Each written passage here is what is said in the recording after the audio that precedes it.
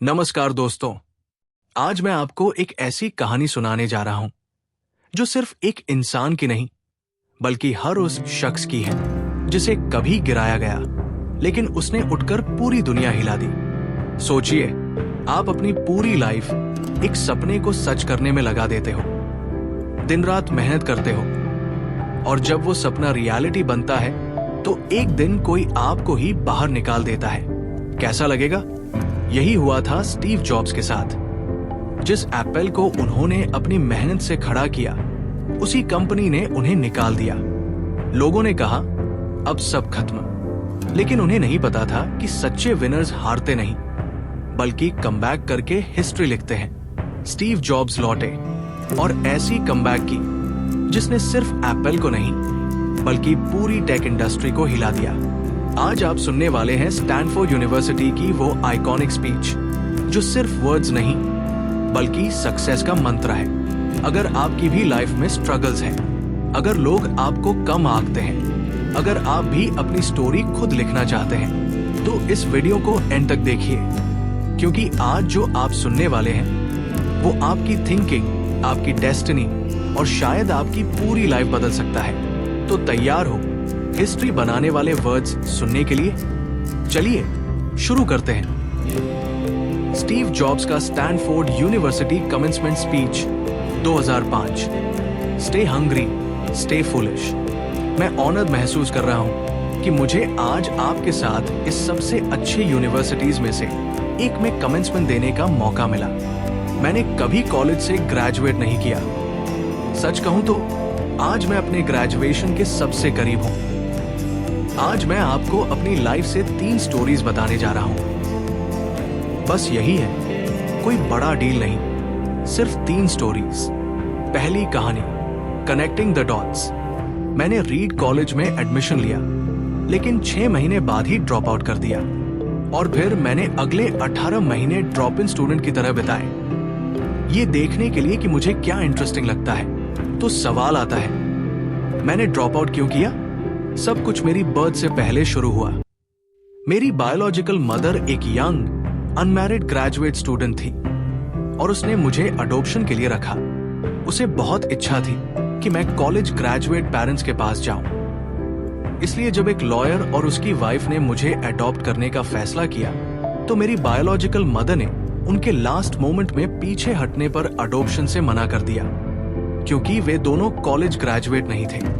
फिर मेरे पेरेंट्स ने प्रॉमिस किया कि मैं कॉलेज जाऊंगा और उन्होंने आखिरकार मेरी बायोलॉजिकल मदर को कन्विंस किया। 17 साल बाद मैं कॉलेज गया, लेकिन मैंने इनोसेंट तरीके से एक ऐसा कॉलेज चुना जो स्टैनफोर्ड जितना ही एक्सपेंसिव था और मेरे वर्किंग क्लास पेरेंट्स की सारी सेविंग्स मेरी ट्यूशन फीस में जा रही थी। 6 महीने बाद मुझे कोई वैल्यू नहीं दिखी। मुझे नहीं पता था कि मैं अपनी लाइफ में क्या करना चाहता हूं और कॉलेज इसमें कैसे हेल्प करेगा। और यहां मैं अपने पेरेंट्स की पूरी लाइफ सेविंग्स खर्च कर रहा था। इसलिए मैंने ड्रॉप आउट करने का फैसला किया और भरोसा किया कि सब ठीक हो जाएगा। उस वक्त तो ये डरावना लग रहा था, लेकिन पीछे मुड़कर देखता हूं तो ये मेरी लाइफ का सबसे अच्छा डिसीजन था। जैसे ही मैंने ड्रॉप आउट किया, मैंने वो क्लासेस लेना शुरू कर दिया जो मुझे सच में इंटरेस्टिंग लगती थी। रीड कॉलेज उस समय शायद कंट्री की बेस्ट कैलीग्राफी एजुकेशन देता था। पूरे कैंपस में हर पोस्टर, हर लेबल खूबसूरती से हैंड कैलीग्राफ थे। चूंकि मैंने ड्रॉप आउट कर दिया था और मुझे नॉर्मल क्लासेस लेने की जरूरत नहीं थी, मैंने कैलीग्राफी की क्लासेस लेना शुरू किया। मैंने सेरिफ और sans serif टाइपफेसेस के बारे में सीखा, अलग अलग लेटर्स के बीच स्पेस को कैसे एडजस्ट किया जाता है और टाइपोग्राफी को इतना आर्टिस्टिक क्या बनाता है। उस समय इसका मेरे लाइफ में कोई प्रैक्टिकल एप्लीकेशन नहीं था, लेकिन 10 साल बाद जब हम पहला मैकिंटॉश कंप्यूटर बना रहे थे, तब मैंने इसे मैक में डिजाइन कर दिया। अगर मैंने वो सिंगल कोर्स कभी नहीं किया होता तो मैक में मल्टीपल टाइपफेसेस या प्रोपोर्शनली स्पेस्ड फोन्स नहीं होते, और चूंकि विंडोज ने मैक की कॉपी की तो ये संभवतः किसी भी पर्सनल कंप्यूटर में नहीं होते। अगर मैंने कभी ड्रॉप आउट नहीं किया होता तो मैं वो कैलीग्राफी क्लास कभी नहीं लेता और पर्सनल कंप्यूटर्स में वो ब्यूटीफुल टाइपोग्राफी नहीं होती। आप फॉरवर्ड देखते हुए डॉट्स कनेक्ट नहीं कर सकते, आप उन्हें सिर्फ बैकवर्ड देखकर कनेक्ट कर सकते हैं। इसलिए आपको ट्रस्ट करना होगा कि आपके फ्यूचर में डॉट्स किसी न किसी तरह से जुड़ेंगे। आपको किसी न किसी चीज में ट्रस्ट रखना होगा। आपकी gut feeling, destiny, life, karma, कुछ भी, ये अप्रोच ने मुझे कभी निराश नहीं किया और इसने मेरी लाइफ में सब कुछ बदल दिया। दूसरी कहानी, लव एंड लॉस। मैं लकी था, मुझे अर्ली लाइफ में ही वो मिल गया जो मैं लव करता था। मैंने 20 की एज में स्टीव वाजनियाक के साथ मिलकर अपने पेरेंट्स के गराज में एप्पल शुरू किया।